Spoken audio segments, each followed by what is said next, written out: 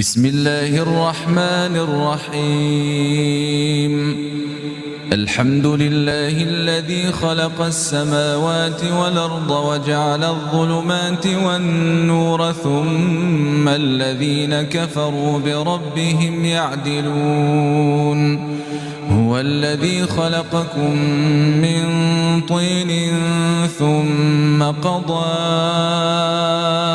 أجلا وأجل مسمى عنده ثم أنتم تمترون.